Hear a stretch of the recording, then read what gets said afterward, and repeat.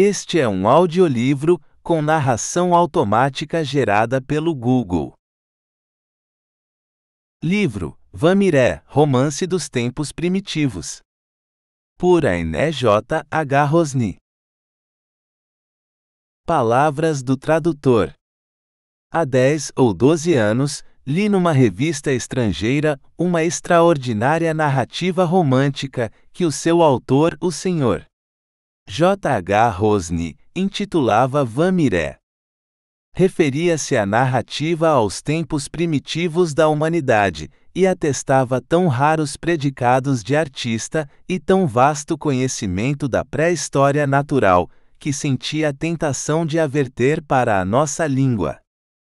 Não obstante a dificuldade de uma versão exacta do romance, procurei remover ou atenuar essa dificuldade, e estampei alguns capítulos na imprensa periódica desse tempo, verificando que o conceito de apreciadores competentes autorizava o conceito que a obra me inspirava. Decorreram alguns anos, e relendo o meu desambicioso trabalho, ainda entendi que valia a pena reduzi-lo a livro, não pela tradução em si, mas pelos predicados essenciais da obra do Sr. J. H. Rosny. Já aludi à dificuldade da tradução, e lealmente confesso que mais de uma vez hesitei sobre se devia pôr de lado o meu tentame, para não desrespeitar a estilização do autor, ou se devia acatar estritamente a ousada originalidade da forma, ou se me cumpriria conciliar essa originalidade com as exigências normais do idioma português. Com efeito, a prosa do Sr. J. H. Rosny, no Vamiré, abunda em vocábulos que, se não foram criados pelo autor, são, pelo menos, estranhos aos léxicos correntes da língua francesa. A adjetivação é, por vezes, de um arrojo, que deve ter feito calafrios à Academia Francesa, e o pensamento, de longe em longe, aperta-se em sínteses tão cerradas, que não ressalta facilmente a olhos desprevenidos. Mas todas estas qualidades se relacionam, até certo ponto, com o estranho cenário que o Vamiré nos desenrola, com os cambiantes misteriosos da linguagem nascente e com a vaga psicologia do homem primitivo. De maneira que poderá capitular-se de beleza, o que, a revezes, se antolhe obscuridade e nímio arrojo ao leitor vulgar. E assim, eu próprio, seduzido porventura pelo brilho encantador da concepção do Sr. Rosny, e pelo esplendor imprevisto da sua linguagem, reproduzi formas, que eu relegaria de trabalhos originais meus, mas que são características de um grande talento insubmisso, que se espraia, poderoso e intemerato, nas estepes e florestas do mundo pré-histórico. Os puristas absolver-me-ão, pois, de uma ou outra condescendência com brilhantes ousadias, e os leitores de romances terão neste livro um salutar corretivo à romançada piegas, que entulha as livrarias e desvela as noites da mocidade ingênua.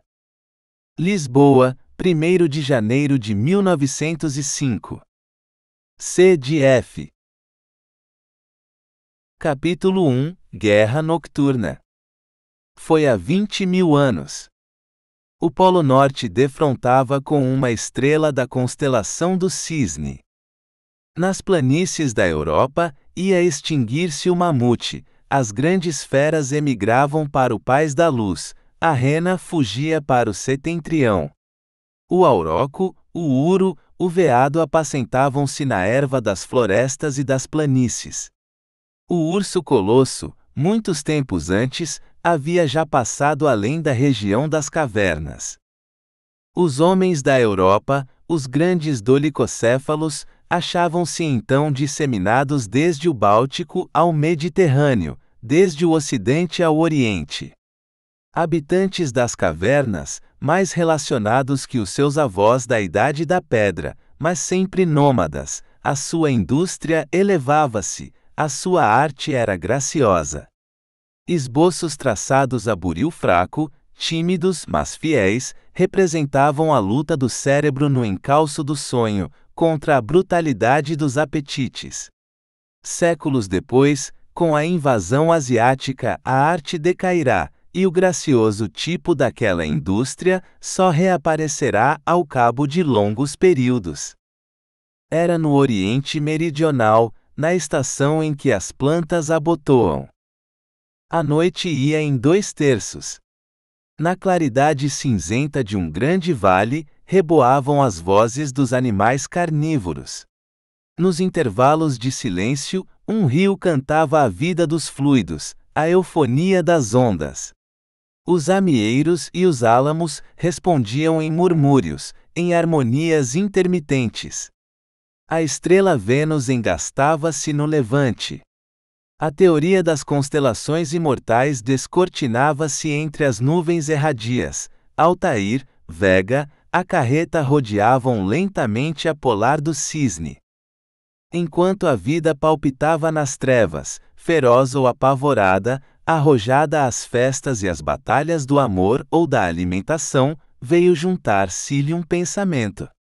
À beira do rio, no pontal de uma rocha solitária, um vulto ressaiu da caverna dos homens, e ficou imóvel, taciturno, atento, olhando a revezes a estrela do levante.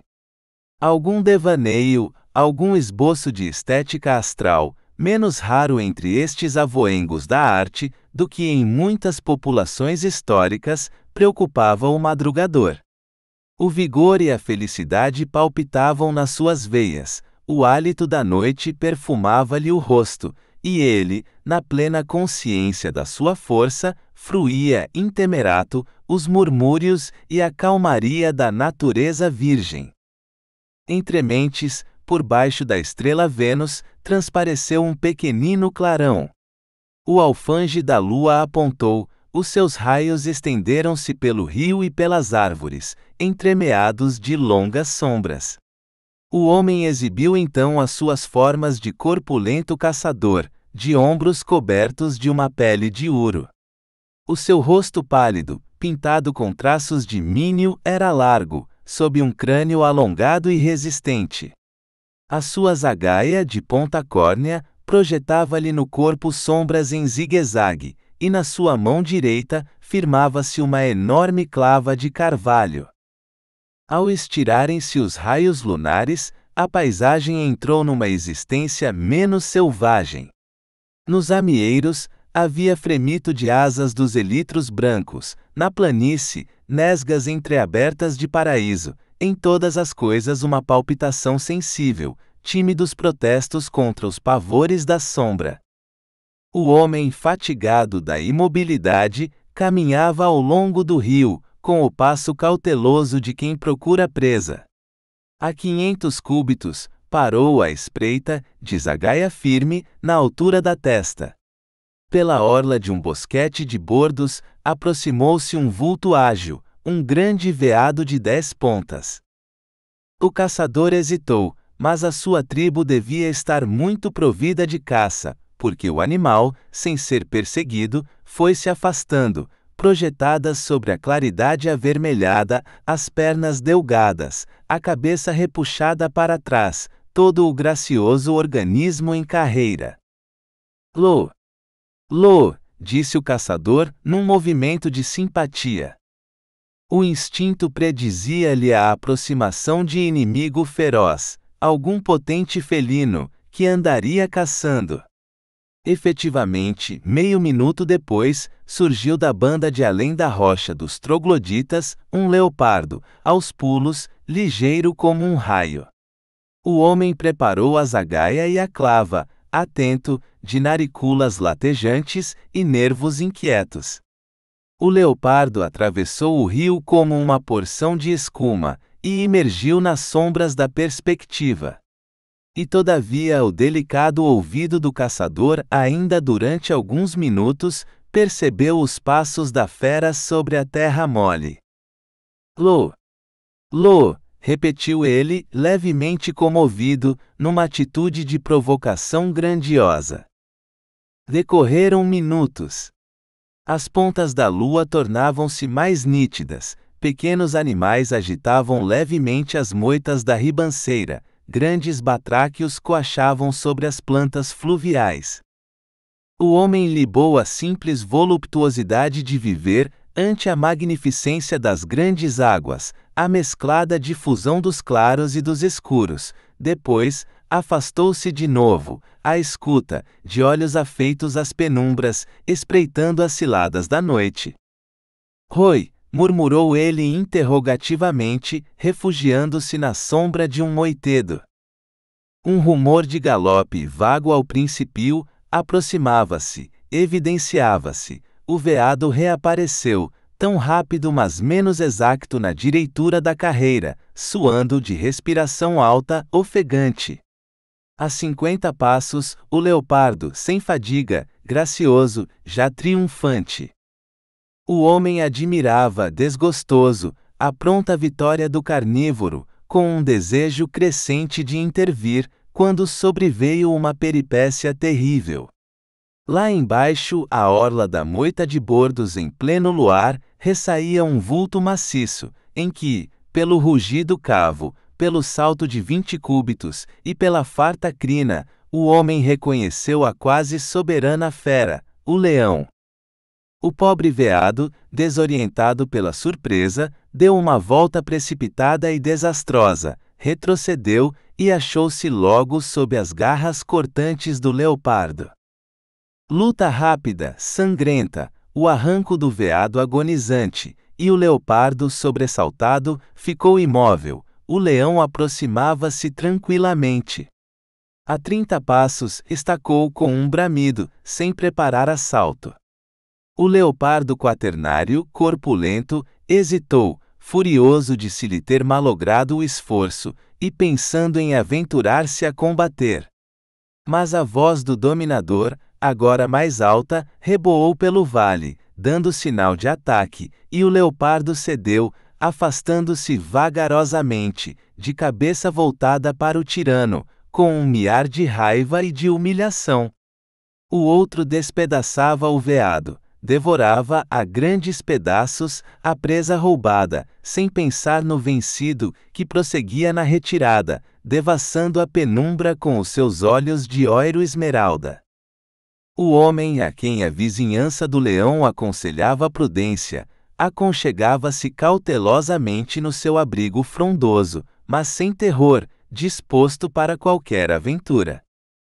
Depois de alguns instantes de deglutição furiosa, o leão interrompeu-se. Perturbação, dúvidas, transpareceram em todo o seu aspecto, no tremor da juba, no espreitar angustioso. De repente, com a força de uma convicção, tomou o veado, deitou-o para as costas e pôs-se em fuga. Teria andado 400 cúbitos, quando junto à orla, onde ele tinha aparecido, surgiu um animal monstruoso. Intermediário ao leão e ao tigre no aspecto e na forma, mas mais colossal, soberano das florestas e planícies, era o símbolo da força, ereto, sob a vaporosa claridade. O homem tremeu, abalado no intimo das suas entranhas. Após ligeira pausa debaixo dos freixos, o animal prosseguiu na caça. Devastador como um ciclone, abrindo caminho sem esforço, perseguia o leão em fuga para o oeste, enquanto o leopardo, parando, contemplava a cena. Os dois vultos foram desaparecendo, e o homem pensou em deixar o seu retiro porque o leopardo o inquietava pouco. Quando a cena se complicou, o leão regressava obliquamente, por ter achado algum obstáculo, pântano ou fosso. O homem sorriu, chasqueando o leão, por não ter calculado melhor a fuga, e retraiu-se para o seu esconderijo, porque os dois colossais antagonistas vinham na direção dele. Como era natural, retardado pelo desvio e pelo peso do veado, o fugitivo perdia terreno. Que fazer? O caçador estendeu a vista em torno de si. Para alcançar algum chupo, era mister galgar 200 cúbitos, e além disso, o espeléu trepava às árvores. Quanto à rocha dos trogloditas, ficava ainda a uma distância 10 vezes maior. Preferiu sujeitar-se à aventura. A sua hesitação foi rápida. Em 2 minutos, as feras atingiam a beira do seu retiro.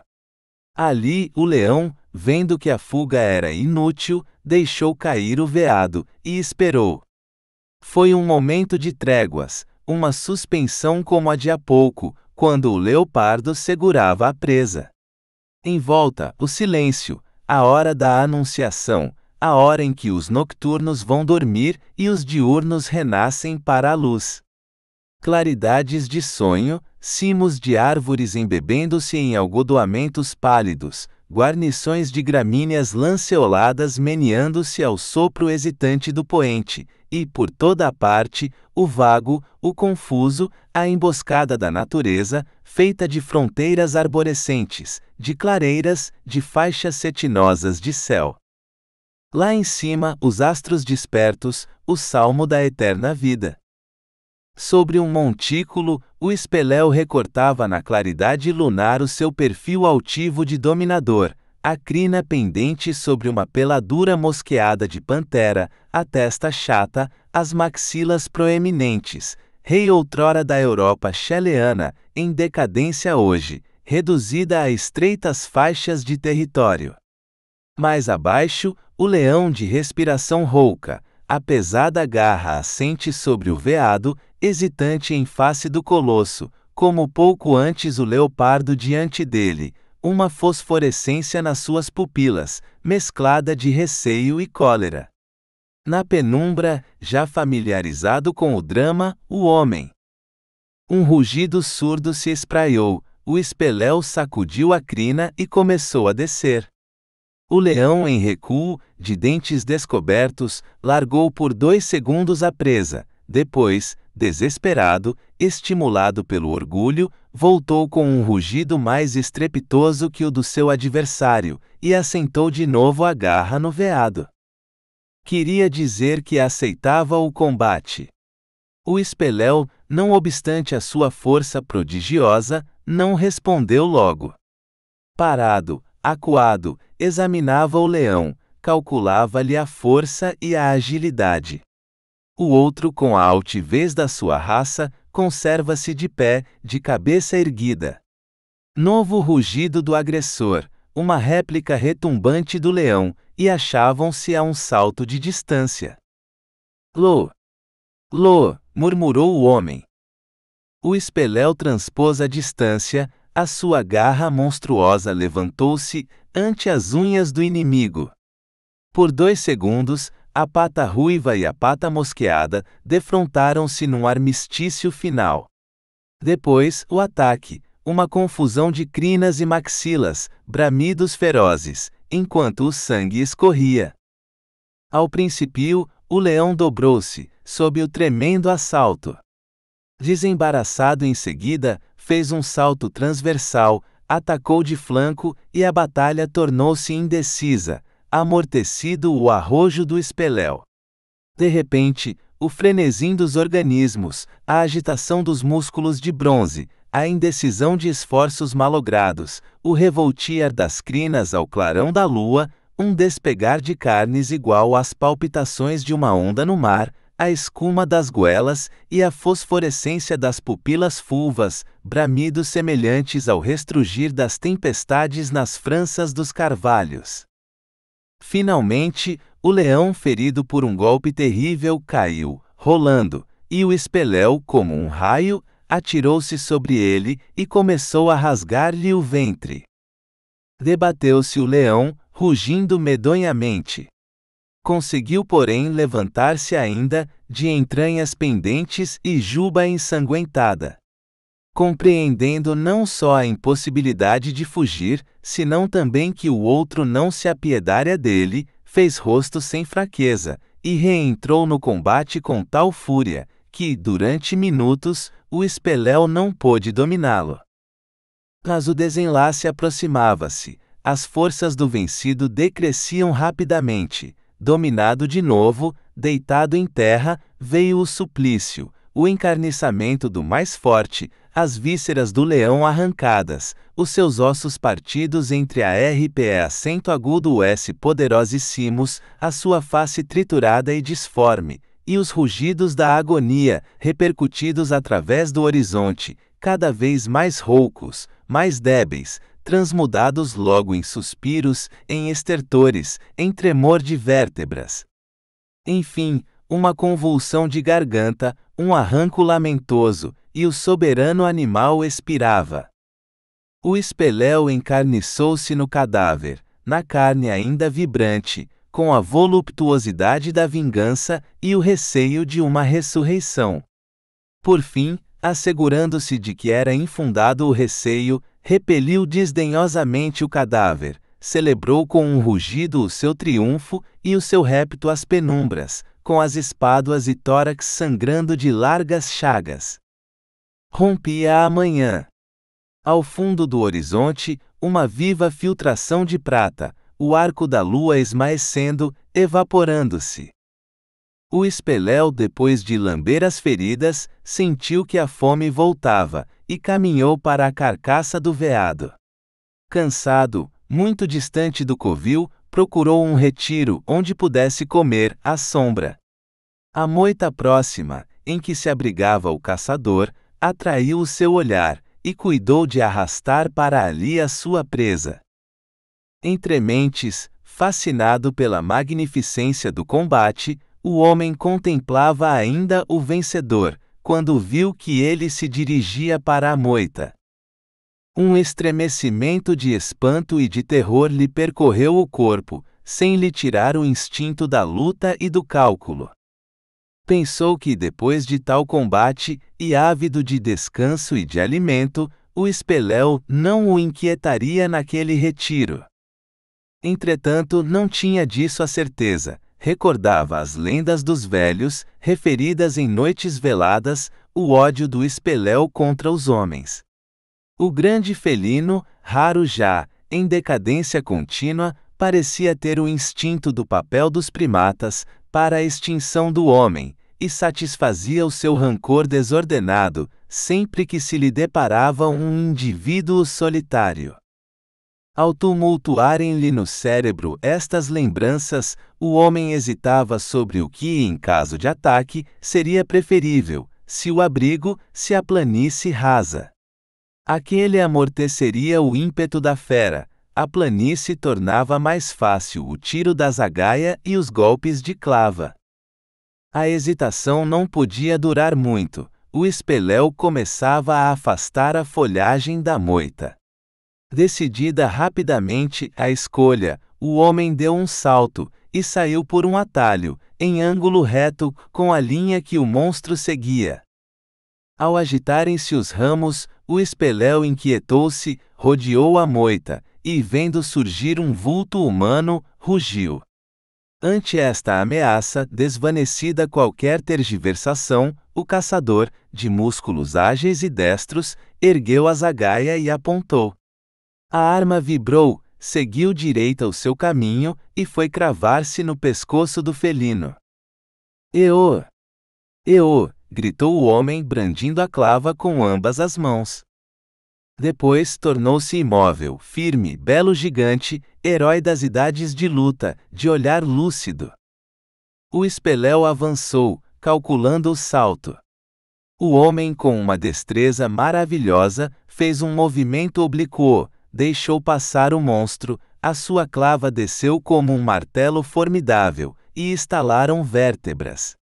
Um rugido estrangulado de pranto, a queda, a imobilidade imediata do colosso, e o homem repetiu vitorioso o seu grito de guerra. "Eô! Eô!" Continuava todavia na defensiva, temendo a repetição do ataque, contemplando a fera, os seus grandes olhos amarelos, abertos, as suas garras do comprimento de meio cúbito, os seus músculos enormes, as suas goelas escancaradas e ainda cheias do sangue do leão e do veado, todo aquele admirável organismo bélico, de ventre pálido, sob a pelagem amarela, mosqueada de negro. Mas estava bem morto o espeléu, e já não tornaria a encher de pavor as trevas. O homem sentiu no peito um grande bem-estar, uma plenitude de orgulho dulcíssimo, uma dilatação de personalidade, de vida, de confiança em si, que o pôs nervoso e contemplativo, ante as flores que a aurora iluminava. As músicas e a brisa da manhã ergueram-se ao mesmo tempo no horizonte.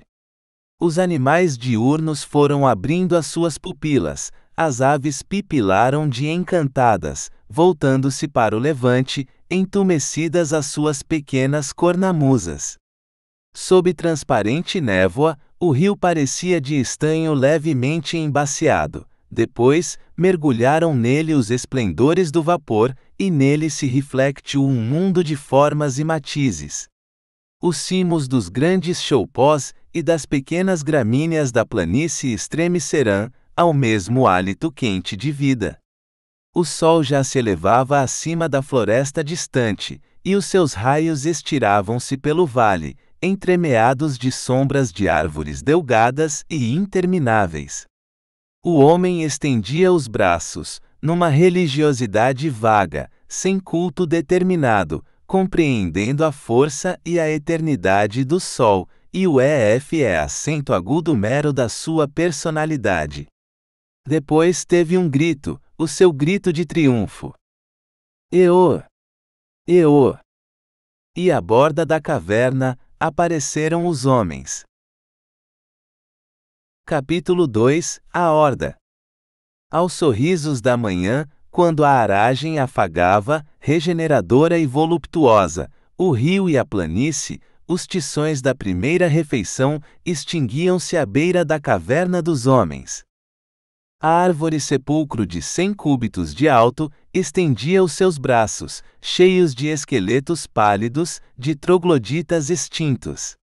Tal frouxo embate da viração, o ossário aéreo emitia cânticos suspirosos, eufonias silábicas, e um velho, apoiando o tronco em os calcanhares, punha os olhos presbitos em tais ou tais crânios que surgiam de entre as sombras ramusculares, reconstruía mentalmente os anais de tal ou tal caçador glorioso, de tal ou tal companheiro da mocidade, devorado pelo nada. A horda de psãs, espalhada, ressentia-se do encanto daquela hora. As crianças saltavam pelo campo até a fronteira das águas, entre os salgueiros, misteriosamente, alguma rapariga seminua avivava a sua frescura e os seus enfeites, enlaçava as ondas fulvas dos seus cabelos. Os homens compraziam-se em projetos de caça ou de trabalho, quase todos corpulentos e musculosos, de crânios alongados e cheios de energias belicosas. Em tigelinhas de sílex, alguns guerreiros moíam e misturavam o mínio vermelho com medula de ouro, e pintavam o rosto e o peito com um fino pincel de fibras, parábolas mal feitas, fios entrecruzados, vagas representações do natural, pequenos anéis, traços irradiantes. Outros prendiam aos joelhos, ao pescoço, à testa, aos pés, ornatos bárbaros, pingentes de caninos furados à nascença, dentes de leão, de lobo, de urso, de auroco de veado, vértebras de peixe, cristais com reflexos de ametista, seixos gravados e a miúda joalharia marinha, a porcelana lúrida, lapas, litorinas. A horda representava uma humanidade já propensa ao ideal, industriosa e artista, caçadora mas não belicosa, que aceitava o mistério das coisas sem ter ainda conhecido o culto, dominada apenas por vagos simbolismos. Eram filhos da grande raça Dolichocéfalos. Esperamos que você tenha gostado desta prévia. Para continuar ouvindo este audiolivro no Google Play Livros, use o link na descrição do vídeo.